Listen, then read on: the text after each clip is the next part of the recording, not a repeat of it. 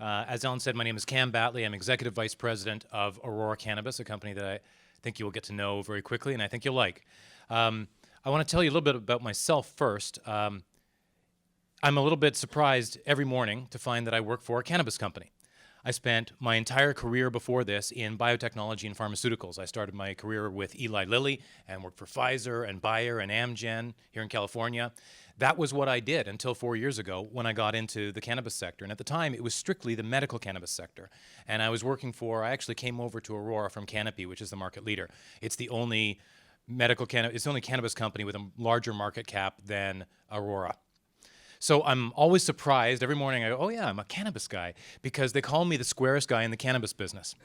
And if you think about it, I'm a scout leader for 10 years. I coached both my kids' soccer teams for 10 years. I'm not the first guy you would think of in the cannabis business. I'm a suit, right? And one of the things that's really special about Aurora and gives us a distinct competitive advantage is the hybrid culture that we've established, that we've created at Aurora. It's a coming together of people from the cannabis culture and suits like me, and it has worked spectacularly well for us. So we have growers who know every little thing about the plant, and I would say have been growing cannabis for a suspiciously long time, and are extremely good at it. How do you know great cultivators? Because they're never satisfied with their yields. They are always experimenting, they're always tweaking, they're always trying small, subtle things that keep advancing and enhancing those yields. And that is exactly what they've done at Aurora. And it's part of why I can stand here before you today and say, this company, Aurora, we are freaking killing it across every measure. I cannot be happier with the way things are going. And I'll walk you through what I mean by that. So Aurora was founded at the same time as the other leading companies in the sector, but was not part of what we call the Blessed 13. There were 13 companies that got their licenses all at the first time from Health Canada, and we were 18 months behind them. So a lot of the leading names that you know, Tweed and Aphria and Bedrocan and Metrum, all of three, by the way, Tweed, Bedrocan, and Metrum are now Canopy, plus Aphria, plus MedRelief, a whole bunch of these, 13 of them, got their licenses way ahead of us. So we've been playing catch up, and catch up we have. We have blown by all of them except Canopy, which of course is a combination of Metrum, Tweed, and Bedrocan. And there's a reason for that. And it is based on our agility, innovation, and execution. Really, really good execution. So I want to flip ahead and show you something. Go to slide 13 for me, please, Alan.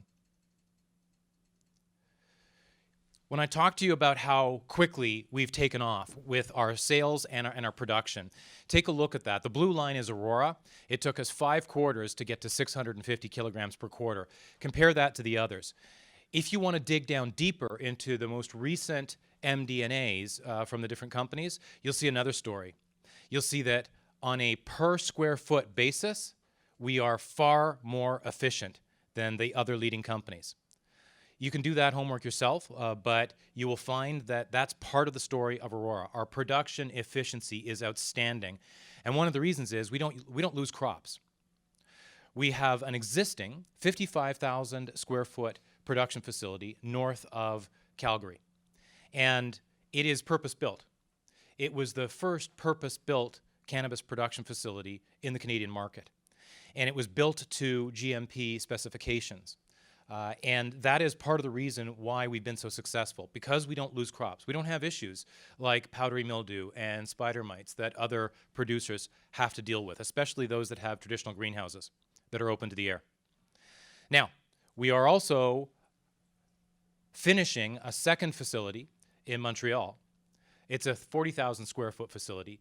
This was a licensed producer applicant called Peloton Pharmaceuticals, and it was 80% built out, and we got it out of bankruptcy for $7 million. Is this a capital-intensive business? Yes. And this is the kind of thing that is happening to a lot of players. They're finding that they need a heck of a lot more capital than they anticipated. So we got this terrific facility, 80% built out. We're just finishing that up right now. Should be licensed within weeks for $7 million out of bankruptcy. As soon as it's licensed, it's going to be worth, what, $50, $60 million? So a terrific investment and a sign of something that you need to be able to do in this business, and that is be agile, be able to move quickly. And that is what we have done with our acquisitions and our strategic partnerships. We have moved quickly to acquire assets at really attractive prices that would be 2 or 3 times as costly in 12 months' time. Now, I want to flip ahead to slide 4 and show you what is going to change the world for us and, frankly, for everybody in the cannabis business. This is Aurora Sky. We're building it right now. It's at Edmonton International Airport. It will be the largest capacity cannabis production facility in the world. 800,000 square feet, larger than 16 football fields. It's going up really, really fast at Edmonton International Airport. In this rendering, you can see the airport in the background. People ask me, you mean you're building a cannabis facility, an industrial park near the airport? No, it's at the airport. And the Airport Authority is our landlord, and the Airport Authority is a federal body. So effectively, the Canadian federal government is our landlord. This is a very, very different situation from what you have here in the United States. Can you imagine Donald Trump being your landlord? So, Aurora Sky, at its full capacity, will be capable of producing in excess of 100,000 kilograms of high-quality cannabis per year. And the design we chose is like nothing that exists in the world of cannabis production today. It is a hybrid greenhouse of Dutch design. And we spent a year selecting the design of the massive mammoth facility that we wanted to build. And this is what we came up with. Why Dutch? Well, if you think about it, the Netherlands is one of the largest agricultural exporters in the world, and they do that with not very much land. It's one of the most densely populated countries in the world. And the way they do that is through extreme efficiency and automation. That's Aurora Sky. That's the design that we've selected. This is so advanced with technologies such as cranes, automated cranes that will move over the growing areas and pick up entire tables when they're ready for harvest and bring them to the harvest area, meaning no people near the plants. That's really, really important. What's the most common vector for contamination of plants? People. We're cutting people out of the equation when it comes to the flower rooms. So each of the 17 flower bays at Aurora Sky will be larger than our entire growing capacity at our facility north of Calgary. We call that one Aurora Mountain. And this facility is flying up because the modules are being pre-engineered in the Netherlands and sent over by ship to Montreal, and then by rail from Montreal to Edmonton, where they're assembled very much like Lego. And that's why it's going up so quickly. So we have about 300,000 square feet of structure and glass up on this facility. And we're targeting having plants in there by the end of the year and completing the entire 800,000 square feet by the middle of next year. When that's done, there will be nothing in the world that can compete with this, absolutely nothing. It is so highly efficient. The per gram cost of production, I don't even want to project it, but we are comfortable saying we believe that it will be the lowest in the industry. The lowest in the industry. And we chose this design with 3 clear objectives in mind. Without compromise, we wanted massive capacity, low per gram cost of production, and high quality. And that's what else distinguishes this. This is not your father's greenhouse. This is not an open-to-air greenhouse. It's not the kind of greenhouse that other companies are using to produce cannabis. It's a closed system with overpressure. So it's not open to the air, and it allows us to have that precision control over all the critical environmental variables. That's what you want. That's ideal. So we can control the lighting. It will have as many lights per square foot as our mountain facility does right now. We just won't necessarily have to use them all the time when we've got the sun. We can control the humidity. We can control the nutrients. We can control everything to produce that high-quality cannabis. And what that means is every market will be available to us. There are some people out there who are saying, we don't have to worry about quality cannabis because we're going to be extracting it. Okay, great. We believe in extraction, and I'll tell you a little bit of story about extraction in a minute. But if you want to sell, if you want the widest potential audience for your product, you want to be producing that high-quality cannabis, the beautiful buds that are just the right sponginess, exactly what people in the community would be looking for. Especially because in Canada, we've got something really important happening next year. What's that? Yep, consumer legalization, exactly. And so that's a big part of why our stock and other stocks are doing so well. And for a quick measure of that, when I joined Aurora from Canopy in March of last year, our market capitalization was around $70 million. And today it's well over 1.1 billion. That's happened in 18 months. That's the direction, that's the vector of the strong companies in this sector. If they can do certain things, if they can produce cannabis consistently, and that's a question. We've demonstrated that we can. We'll see if others can as well. So, I said that I'd speak about extraction. We've been very, very active in our deal making, in our M&A, and in our strategic partnerships. So we've made a strategic investment in and acquired a chunk of the stock of a company called Radiant Technologies. It's located in Edmonton as well. And this is a company that has a proprietary system for the extraction of cannabinoids from cannabis that is superior to the gold standard. Now, the gold standard right now is supercritical CO2. This is more efficient and has vastly greater throughput than standard supercritical CO2. And it's turned out to be a very good and very smart investment for us. Another investment we've made is in another Edmonton area company called Hemp Co. Unsurprisingly, it's involved in the hemp business. And that is interesting to us for a number of reasons. First of all, it's the same plant, right?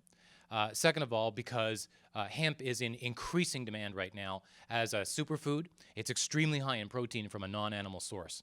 And that's not a common thing. So it's highly in demand. And also, you can produce, using the fiber, you can produce everything from clothes to paper to, you could even make hats that say "Make America Great Again" out of hemp, if you so chose. But even more than that, this gives us access to a very inexpensive source of something that we think that we're going to be able to use very quickly. Right now, the Canadian regulatory system will not allow us to extract CBD or cannabidiol from hemp. Does everybody know what CBD is? Anybody not know what CBD is? Right? So it's the primary non-psychoactive cannabinoid in cannabis, and it's in incredibly high demand right now because it's used by patients for everything from pain relief to anti-inflammation. Really, really useful cannabinoid. And it is present in hemp. Current federal regulations in Canada won't allow us to extract CBD from hemp, but they're about to change, probably around the same time as consumer legalization. Once that happens, we will have a ready source of a lot of low-cost CBD. We can do all kinds of cool things with that. Now, our story, we've been doing very well in Canada. We've made some great acquisitions and some great investments. All of them have paid off. But we've also done this on an international basis. So we're invested to the tune of 19.9% into Australia's first licensed producer of medical cannabis, a company called Cann Group, C-A-N-N. And that's been a good investment for us as well. It's up well over 100% in the time since we made that investment earlier this year. And as you can imagine, we have plans. We got plans for the Australian market. And that's a nice market too. It's about where Canada was about 3 years ago, and it's a market of about 24 million people. What's really, really killing it for us right now, in the best possible way, is an acquisition that we made for a little over $20 million. We acquired Germany's largest distributor of medical cannabis, a company called Padanios. And Padanios, I cannot overstate the value of this acquisition to us. It's a wholly owned subsidiary, and it gives us access to the German market. And we've started to sell. We've started to ship product from Canada into Germany. And they are going to be buying Canadian product for quite some time. The German government is going through a tender process in which we're involved, and we think we'll do very well through Padanios, for the first 10 licenses to produce domestically in Germany. And they're anticipating that by 2019 that they will have enough domestic supply in Germany to satisfy their medical market. And I think they're dreaming in Technicolor. Given the Canadian experience, I don't think that 10 producers are going to be able to ramp up capacity fast enough to satisfy the German market. And the German market is growing so fast. Our distributor guys at Padanios are basically screaming for more product. And the nice thing for us is that there are a few other companies that are selling into Germany.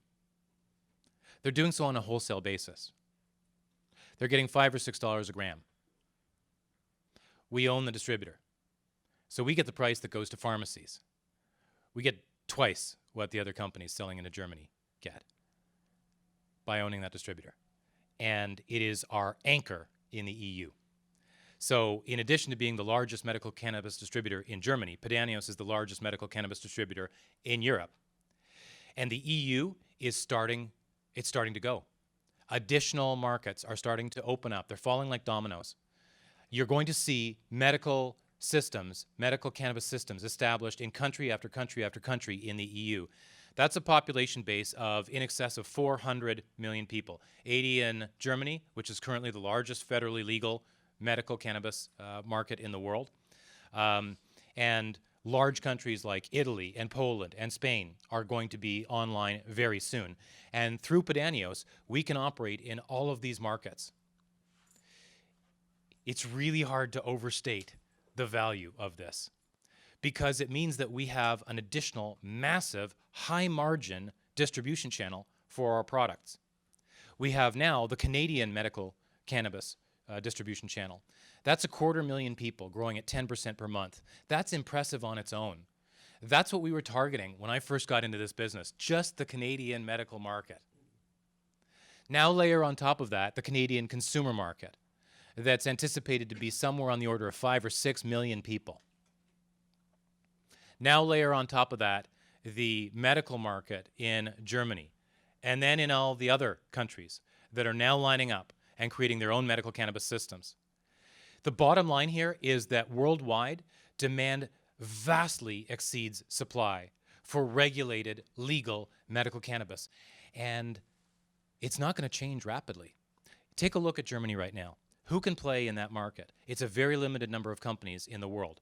There's one company called Bedrocan BV in the Netherlands that has been regulated by the Dutch Ministry of Health for about 15 years. They've been the monopoly supplier of medical cannabis to the Dutch Ministry of Health for about 15 years. There are the federally regulated Canadian companies. There are no US companies. And that makes me very happy. I love America, I love Americans, and I love not having American competition bumping into me around the world. In fact, the fact that cannabis remains federally illegal in this country, for now, is one of the best things that could happen to us. I joke, I say that I wake up every morning and say a little prayer of thanks to the DEA for keeping cannabis Schedule 1. Thank you, DEA. Thanks for clearing away my competitors. That's how big the scale of the opportunity is. It is massive. Analysts put the market size at $180 billion worldwide. By comparison, that's the medical market. By comparison, in Canada, analysts put the consumer market at roughly $20 billion, including ancillary businesses. So maybe 8 or 10 billion for the products alone. Once again, I want to circle back and tell you that we are killing it. I am so pleased across every function. When you go to our facilities, when you see the construction, when you dive into our finances, you'll see good things in there buried. Good things that are highly visible, good things that are details that you have to look closely to notice. We think, in our opinion, in my opinion, we are fulfilling the promise that everybody wanted to in this business. We are building a globally dominant cannabis company. Medical, consumer, strong brand, excellent quality. We're beating everybody's estimates. When I joined the company 18 months ago, remember I said our market cap was around $70 million, and we were way behind everybody else. We had 18 months delay compared to the others in getting our licenses. Nobody was talking about Aurora. Now nobody can stop talking about Aurora. We have blown by every other player in this sector. We have the second largest market cap after Canopy. And if Bruce Linton, the CEO of Canopy, isn't looking over his shoulder right now, he should be. That's about all I want to do in the way of monologue. I'd like to move into some dialogue. I'd like to hear what you guys have to say and hear what your questions are. And I want to thank you very much for your attention and for coming to this little presentation. You want to pick out? Start here? Okay. From an allocator standpoint, the main question is who doesn't know that, in a way. So growth is impressive, like trajectory for the market is amazing. Then the main things as far as like where we are today is like allocating money, yes or no. Who doesn't know that? So who's not investing their money well? Now, which part of the story is not known? You talked about a lot today. What's underappreciated by investors? Because the prices have gone up, and Alejandro's asking, you know, Basically, everything is already priced. is it priced in? Yeah. Great company. Europe. I don't think anybody's got their head around just how big an opportunity that's going to be. They pay euros. And in Germany, they reimburse through the national health system for medical cannabis. I don't think anybody has fully understood. And it's distributed in pharmacies. It goes through pharmacies, and like I say, by owning the distributor, we just have it all over everybody else. And that market, I think that the German medical cannabis market, especially because it's reimbursed, will grow faster than the Canadian one. And the Canadian one has been growing at a blistering pace. Tom, did you have a question? Yeah, I understand your reluctance to talk about how cheap you think you can grow it, but what was you said you're going to beat everybody else. What's that target? I'm comfortable saying under $1 a gram. How far under? We'll see. How are you going to compete with Colombia? Well, we won't have to. I'll leave Colombia alone. I like Colombia. I had a quick one for you, Cam. Yeah. So data came out recently that Ontario and Alberta has done really well in terms of registrations. Yeah. Okay, how much is that impacting you guys, since you're in Alberta and there's an affinity, I would imagine? How much is that impacting your success in Canada? It's a really, really weird situation. If you know Canada, Ontario has the largest population. The second largest population is Quebec. The third is British Columbia, and the fourth is Alberta. But under the Canadian medical cannabis system, it's Ontario, then Alberta. So it's a little bit skewed by a couple things. Quebec has a very odd system whereby in order to get a prescription for medical cannabis in Quebec, it has to be, quote, in the context of a research study. So that's discouraged people from going legit, if you like, and coming into the medical cannabis system. And BC has a tradition of dispensaries, technically illegal dispensaries, some more professional than others, some of them actually representing a very, very good model for a retail market. On how Even though it's technically illegal for quite some time. So the question is, have we done well because of the affinity in Alberta? Yes, we do get a slightly disproportionate number of our patients from Alberta. Alberta is a little bit like Texas, a lot of provincial pride, just like there's a lot of state pride and oil money too. Yeah. But we've done really well across the country. The way it's set up in Canada is, you are not supplying only patients on a regional basis. So we're supplying right across the country, and we're doing great in every single market. Yeah, I have a couple questions about your distribution. How many pharmacies are you in Germany? Last number I saw was 1,500 and growing fast. There's 20,000 total or Something like that. But these are all pharmacies that are used to handling medical cannabis. So it's not just a list of pharmacies. These are all pharmacies who will carry it. So we're on the shelves there now. My second question is, I'm just curious about logistics with exporting from Canada to Germany or whatever other country it is. How does that work? Do you manifest on a plane, or how do you guys? We just find out who's got room in their suitcase, and no, it's complicated. Actually, let's pause for a second. If you guys want to come in, there's some seats up here. Please come on and have a seat. I don't mind standing in the doorway. You bet. And feel free to eat that apple. It won't distract me. And it's good for you to keep the doctor away. You heard that. Yeah, please come on in. So the question is, how do we do it? It's pretty technical. So we have to have both an import permit into Germany, and we have to have an export permit from Canada. And very significantly, we also have to have GMP certification, which officially we do not right now. But we've had the EU auditors, the European Union auditors, into our existing facility, and they have validated that it meets those requirements. So we're acting on provisional status and currently shipping product that is allowed to be sold now. So you can imagine from that we are going to get our official certification soon. Now that's important because I say it's GMP certification. It's actually two things. It's a GACP, Good Agricultural and Collection Practices, for the part that is about cultivation. And then as soon as it moves into the area that is all about production, it's Good Manufacturing Practices, or GMP. This is exactly the same standard met by pharmaceutical manufacturers in Germany, and it's exceedingly hard to meet. it was a breeze for us because, remember, I said our purpose-built facility was built to GMP specifications. So it was a matter of a few weeks and not very much money at all for us to make some slight changes to our facility to meet that GMP standard. It's going to be really interesting to see how many Canadian companies are able to meet GACP and GMP standards. So you need all three of those things: GMP, import permit, export permit. And how frequently are you, my last question, how frequently are you shipping? Increasingly frequently. So what we said thus far, for proper disclosure, so that I don't end up in jail, because I really like not being incarcerated, is, I hear you. So we've made our first shipment. We have additional shipments coming on a monthly basis, and it's our intention to ramp those up. As you would imagine, it's extremely high margin. So why would we not want to ship as much as possible over to Germany?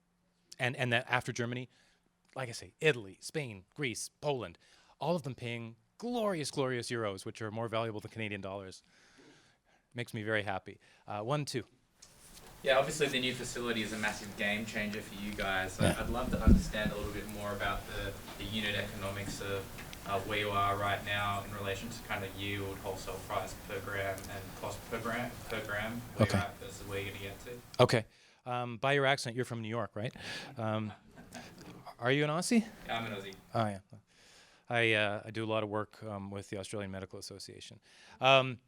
So our existing facility is really efficient, as we said at the beginning. It's really, really good. But it doesn't have the economies of scale and doesn't have the automation. So in our most recent MD&A reporting on our June quarter, to the end of that quarter, we were about $2.16 per gram cost of production. And then in our subsequent events, we got it down to about $1.91. And it's going south. Because our yields are going up. We're actually getting double the yields in exactly the same facility that we were getting last year. And to give you an idea why, sometimes it's the subtlest things. It's a subtle difference in the length of your vegetative period or your growth cycle. And what you want to do is try and maximize your yield without affecting your cannabinoid levels. Right? And that's tricky because at some point, if you extend your growth cycle out long enough, you'll get more yield, but you'll find your cannabinoid levels starting to come down. We've done that very, very effectively, and we've tweaked everything from CO2 to the lights to even the pH in the growth medium. And so I anticipate that at the existing facility, our per gram cost of production is going to continue to come down. It's one of the lower in the industries. It's not the lowest. It's not close to a FRIA, which is a traditional, 30-year-old kind of greenhouse. That's very, very cheap. With Aurora Sky, as you say, it'll be a game changer. Still purpose-built, because that's, we think, the way to go. But it's the level of automation that will bring that per gram cost of production down below $1 a gram. And to give you an idea, we have about 105 to 110 people working at our existing facility, that 55,000 square foot facility. Aurora Sky, we anticipate, will need 300 to 400 max. That gives you an idea of how efficient it's going to be. And it's going to have additional great technology built into it. One of the things that is always unclear if you read the financials of cannabis companies, some cannabis companies, is have they had issues like crop failures? My suspicion is most of them do have to deal with that. Powdery mildew will cause you to lose a crop pretty easily. And there's only so much you can do to solve that through gamma radiation. And by the way, we don't use gamma radiation either. No pesticides, no gamma radiation, and no powdery mildew. But what I think you'll see with Aurora Sky is we're going to get that efficiency. We're going to get that massive scale, but we will not have those crop failures. And we really, if there's a lesson that we took away from our existing facility that's been operating now and producing cannabis since the spring of 2015, it's purpose-built really is the way to go. I would not want to be cobbling together a bunch of different cultivation styles and a bunch of different facilities around the country, especially stuff that's not purpose-built. It's really paying off. And on the big facility, like from a return of capital standpoint, like what's kind of the payback period? What's the cost of the investment? Okay, all right, let's do some numbers, all right? You guys, anybody who has a pen and paper, you can do this with you. I can't project for you what our market capitalization is going to be in the future, but I can guide you through some calculations. This is all pure logic. So at full capacity, which at Aurora Sky alone, at this facility alone, we're going to be producing over 100,000 kilograms per year. And we expect to get there by the beginning of 2019, full capacity. Facility finished middle of 2018, full capacity beginning of 2018. Okay, so take that 100,000 kilograms per year and just make it easy. Break it down on a monthly basis. It'll be about 8,000, in excess of 8,000 kilograms, a little bit more than 8,000 kilograms per month, or 8 million grams. Now add our facilities north of Calgary and the one in Montreal, about 9,000 kilograms or 9 million grams a month. Now put in front of 9 million whatever number you think is appropriate for our per gram equivalent price. Per gram equivalent, mind you, not just dried cannabis. Because in our last reported quarter, we had 26% of our revenues from cannabis oils. And by the way, the cannabis oils that are available in the Canadian market are kind of a joke. Like it's 3% concentration. And they're hugely popular, right? Nobody in the right mind would set out to say, I want to make some 3% concentration cannabis oil. And in the black market, in Canada, just like in Colorado and Washington, you've got vape pens with 60, 80% concentrations. We're going to get there. Federal government has made some indications they're going to allow us to move in that direction. So 9 million grams. Think about whatever number you think is appropriate to put in front of that as a per gram equivalent price. Is it 6, 8, 10, 15? You pick that number, do your own math. Then multiply that out by 12 months. All right? So 9 million times your per gram equivalent price. Multiply that out 12 months. I don't see how you get to a figure of less than $1 billion in revenue. Okay? Sounding pretty good so far? Now, what do you think is a fair conservative EBITDA for a cannabis company? Nobody knows yet. But when I was in pharma, we were looking at 17, 20 times earnings.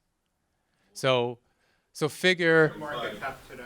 Yeah, it's 1.1 billion. 1.1. And what's your revenue today? Our most recent quarter, No, Almost trailing 6 million. it was 6 million. 6 million for, 6 million for the June quarter. no, for the year trailing. 18 18. So you have 18 and rising quickly. billion market cap. Yep. And you think you can maintain that? Did you just go through the math that I did? I'm just asking you a question. Can we maintain it? No, it's going to be like a hockey stick. We're not going to maintain it. We're going to blow it away. The ratio is going to stay the same. Our revenues are going to go through the roof. When the production goes through the roof, obviously our revenues go through the roof. And we're looking at our first harvest out of Aurora Sky in the second calendar quarter of next year. So you've got your figure for annual revenue. You've got your whatever percent EBITDA you think is fair. Is it 30? Is it 35, 40, whatever? Pick that and then add a multiple that you think is fair to that. And that's our market cap in 2019. What's your cash position today? The strongest in the industry. It's amazing. Which is what?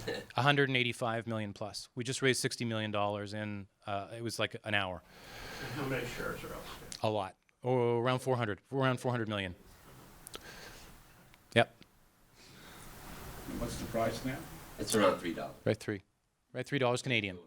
$3 Canadian. Remember, we trade on the TSX, the Senior Exchange in Canada, under the symbol ACB, and we also trade over the counter in the U.S. on the OTCQX under the symbol ACBFF, Frank. Another question over here, was it? All right.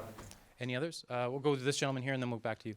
Yeah, can you just talk a little bit about how you see the M&A markets unfolding, and given your capacity at your new facility, is that part of the strategy to roll up smaller producers, or do you have enough, in your own facilities that you see is going to be sufficient to meet your own kind of operational goals? So that's one of the problems we have. It's a good problem to have. It's like being able to sell everything we can produce. We've got the cash to be able to do acquisitions. We've got an incredibly liquid stock, the most liquid stock. We're the volume leader on the TSX of all stocks most days. So we can do a lot. And the question is, do we want to acquire another large licensed producer? I can tell you this, there are large public licensed producers that are approaching us now to be acquired. What we're thinking about is, what's the best way for us to grow? And we've made it super clear that we are on a really aggressive growth strategy. That's what we're doing right now. That's why we raised another $60 million, so that we could keep going without slowing down. and keep making these acquisitions at really attractive asset values. And the question that we have to answer is it better for us to build another Aurora Sky for $100 million or to acquire another licensed producer? That's a discussion we have on a weekly basis. Have you seen any transactions occur, whether that's private or public, to date that could give you some comparables or economics on that side? So when Canopy acquired Metrum, they paid $430 million? Canadian, $430 million in stock. in stock. And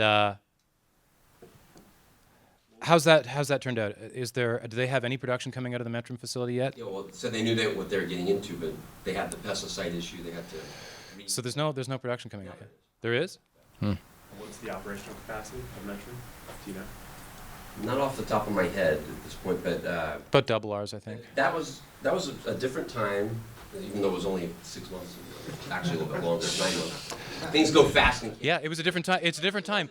But you see the question. The question is really, really good. Was that a good idea? Do we wish we'd done that? Probably not. No. And so, where's the greatest internal rate of return? There's no question, unless you're doing an acquisition for a really, really good strategic reason, and there could be good strategic reasons. Like buying a bankruptcy in Quebec, which Yeah. didn't fit the purpose built.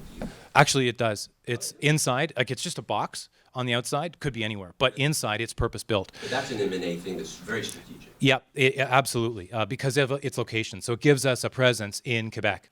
And the price was just freaking great, which is nice too. But the best internal rate of return comes from building another one of these facilities, and maybe one in Canada and maybe one in Germany, and hell, maybe one in Australia at some point. So there's that. But let's say we were able to get a company that had something really great, like some intellectual property on the medical side. That might make it worthwhile. And in terms of smaller acquisitions, yes, there's so many things that we want to do and so many great opportunities. And I anticipate that we will be announcing more M&A activity over the next, even before the end of the year, because everything is moving so fast. I have never seen an industry that moves this fast. I mean, I've been used to moving fast in everything I did, working for biotech companies around the world, but it's the pace is like nothing I've ever seen. It's a little bit like a land grab.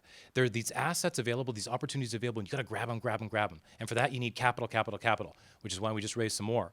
But then you need to be able to execute well so that you don't screw it up, so that when you have these assets in place, you're not mismanaging them, and you're able to integrate them into your overall operations. And it's not miraculous, but it's very impressive to me that we've been able to do that this far. We've gone from, I joined the company a year and a half ago, maybe 50 employees to about now 300, and we're probably going to double that in the next year. These are management issues that I have to admit kind of thrill me, because I spent 15 years as a management consultant, and all these challenges, these management challenges, I find really quite fascinating. And it's the most creative work that I've ever done in my entire career, because we're literally inventing a new industry in real time that's got elements of pharma to it, and it's got elements of consumer products, and it's got elements of brewing and distilling, but it's not exactly like any of those things. There is no blueprint. There's no template, and we're defining it. That is what's so cool, and we're doing it really professionally. I am so proud of the way we're operating in these markets around the world, and we have government officials from around the world coming to visit us. So we had the Minister of Agriculture for the state of Victoria, Australia, come to visit us a couple months ago, and came to visit Aurora Sky. We did a helicopter tour, which is really the only way to get a sense of the scale of the facility. And then we went down and went through our GMP facility north of Calgary. And it was really interesting, because she was looking at this from a number of perspectives. She's the Minister of Agriculture for the state of Victoria, but she's also the Minister of Regional Development, Economic Development, and she's the Deputy Leader in the Upper House, in the Legislative Council. And so she was looking at what we're doing very approvingly, because like most people, until you actually go inside a high-tech cannabis production facility, you don't know what to expect. Maybe you imagine something that's not particularly clean, like a big warehouse full of plants. It's not like that at all. Everybody's gowned up. Everything is sterile. We've got hairnets on so that we all look really, really ugly. If you Google news, if you Google images me, all of my photos in Google Images are of me in a hairnet. It's not a good look, I'm telling you. And so she's looking at this as something that is very real. And remember, Australia's about 3 years behind Canada, so they're just catching up to the concept, as are other markets around the world. And they're seeing it as something very attractive, because most developed countries are going through the same thing that the US and Canada are going through, an opioid crisis. And cannabis has proven incredibly valuable on 3 bases with respect to the opioid crisis. One, for moderate and chronic pain, a lot of patients are able to find sufficient relief with cannabis alone and don't have to use opioids. Another concept that's coming increasingly into play is something known as opioid sparing, meaning the concomitant use of opioids with cannabis reduces the required dosage of opioids, bringing down the side effect profile of the treatment and also reducing the chance of dependence. Really good news. And then finally, some people with dependence issues on opioids, alcohol, other things, use cannabis to help them through the withdrawal. So it's a remarkably valuable thing. And in Australia, they know that. In European markets, they know that. They're also well aware of the economic development opportunities here, and they're huge. In Canada, cannabis is the fastest growing industry in the country. It's the fastest growing industry, and we haven't even hit maturity. Not even close to it. Not even close to it. So we've got thousands and thousands of people coming into this sector, new employment, everything from growers who make higher than minimum wage to senior scientists requiring MAs and PhDs. That's great business. And all of the economics, the spin-off economic development opportunities. I told you about 2 companies we're invested in Edmonton. We have, with the anchor investment of 100 million plus for Aurora Sky, plus our investments in Hemp Co and in Radiant. Just with those 3 initiatives alone, we've got the start of something devoutly to be wished for in any jurisdiction, and that is an industrial center of excellence, an industrial cluster. We've got the beginnings of an industrial cluster there, just like biotech in Cambridge, Mass, and in San Francisco and San Diego. And these are things that happen organically. Governments have tried and failed to make them happen artificially. They can happen with government support, but they have to happen organically, where you've got access to the investment, the industrial expertise, and the higher education. And Edmonton has all those things. So there's something very cool happening. It could happen in Melbourne, which is why the state of Victoria was there. It could happen in Berlin or Frankfurt. It could happen elsewhere. How much time have we got left? So we probably hit our end. Okay, so maybe 1 or 2 more. okay, 2. Okay, well, I have 2. Go. Yeah, let Tom take it. Okay, can I do that? Yeah. California, what about California? Can you do California? Beautiful place. Love the weather. Okay, so vacations only, okay. No, I mean, so there are some blockages for Canadian companies operating in California. Yeah. So the TSX, we're waiting for a policy from the Toronto Stock Exchange, because what they've said thus far is that they're going to be bringing in a policy that will block TSX listed companies like us, and significantly like Afria, from having investments in the U.S. that touch the plant.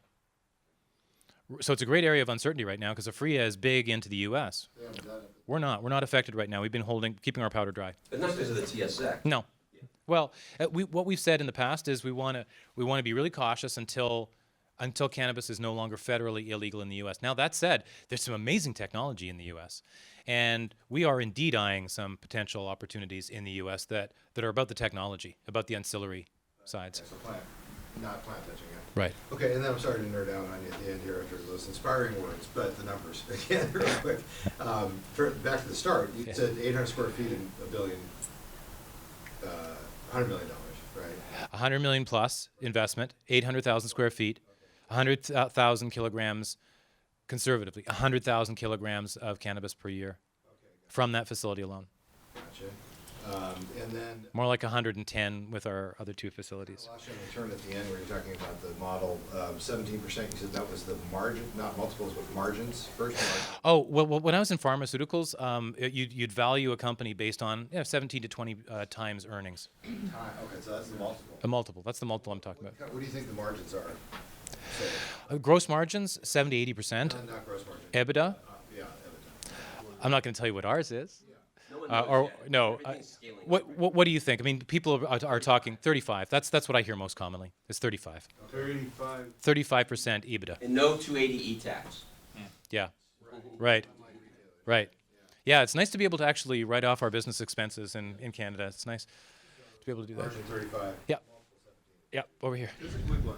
You're basically talking about doing facility on top of the airport terminal? Right beside it. Yep. So this is the passenger terminal. And this is our facility, which is about a third the size of the passenger terminal. So So it's on the ground? that's it. Okay. That's it. And so actually, when you're landing at Edmonton International Airport, if you're on this runway over here, you look out to the side, you can see it. You can't miss it. When you're driving into the airport, everybody looks to the right now. It's become so famous in Edmonton. This enormous facility going on. But the advantage is basically that next to airports, you have empty space due to the fact that the airport. So it's a few things. That's another. This is why this is a strategic victory. First of all, we've got access to all the utilities we need. So gas, water, power. Second of all, where is there better security than at an airport? Third of all, we're the only company with same-day delivery in 2 centers already. We're delivering same day in Calgary and Edmonton. And we also are the only company with a mobile app for the purchase of cannabis. So in Alberta, covering a population of about 2.5 million people, you can literally get up in the morning, tap on your phone or your tablet for 20 seconds, and your product will arrive to you by dinner time. And you can also ship it. And we're the only ones who can do that. And so, yes, you can imagine what we're going to be doing with our same day and next day delivery strategy. We want to deliver, and we're actually starting to do exactly that. We want to deliver the same level and quality of service as Amazon. I want to, unfortunately, we have to stop because we have another presentation starting in a few minutes, but Cam will be here through tomorrow? Or Yep, I'm on a panel tomorrow with the CEO of Canopy. And that's at 11 o'clock, and you're welcome to Yep. take this to the hall. But, Yeah, if anybody has any further questions, I'll be right outside. Thank you so much.